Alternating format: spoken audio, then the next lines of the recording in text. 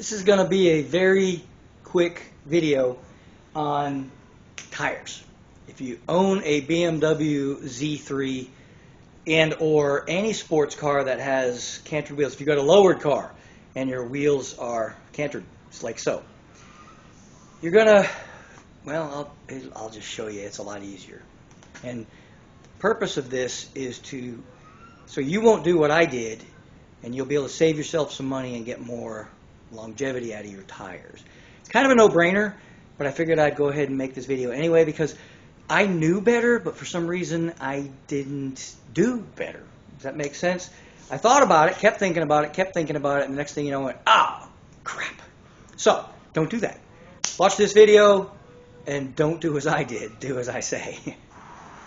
I'm going to start with one at a time here because this is the saddest one. If you'll take a look at this tire, you'll see all of this. Very sad. You can see that the groove is still pretty decent on this side. It'll bury about half my fingernail. It gets kind of sketchy on this end. And then, of course, here, no gagats, right? Not good at all. And it's a waste because these tires are not cheap, okay? And so this is another example. This is the front tire. Of course, the front tires do the same thing. And again, this is balder than... Who's got a bald head that is famous nowadays? It used to be Yul Brynner and then Telly Savalas, but that's like my generation. So who's the famous bald guy nowadays? But anyway, that's balder than Telly Savalas, as best I can do for you all. If you're from the younger generation, I'm sure there's another famous... How about Shrek? Does everybody know Shrek? Balder than Shrek. How's that? Okay, this one's still oozable, right? I could probably still use this, but there's just not enough.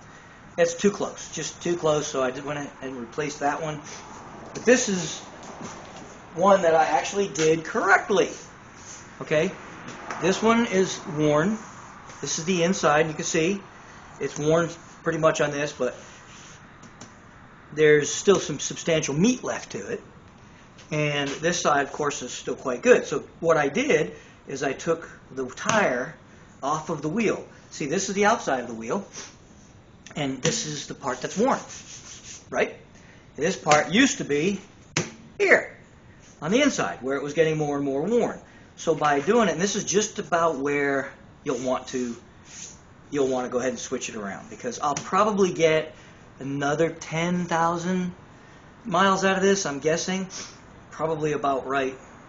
Maybe a little bit more, but I'm going to say about 10,000, because what's going to happen is this one is going to wear down to about here, and at that point this tire should be even.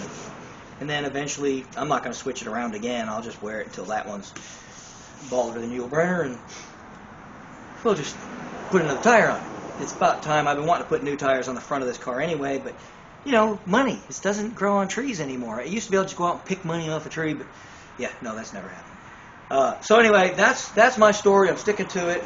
So we'll do a comparison. This tire used to, well, would have looked like this tire if I had left it on the wheel. And now if you have two of them, I replaced this one with something different now, but with two of them, look at the difference. I don't know if you can see that on camera, but look at just the difference in height. Just because this one's so worn on that side. So if you can change them over like I did this one and put the worn side on the front before it gets this bad, you'll get more mileage out of your car, more of your tires. I'm guessing, like I said, I'll get another 10,000 out of this one. I probably got 40, 45, 50,000 miles. Let's see, I bought my car, it had 65, it's got 95, 75, 85, 95. Yeah, I got yeah, by the time this tire's dead, it'll be 40,000 miles.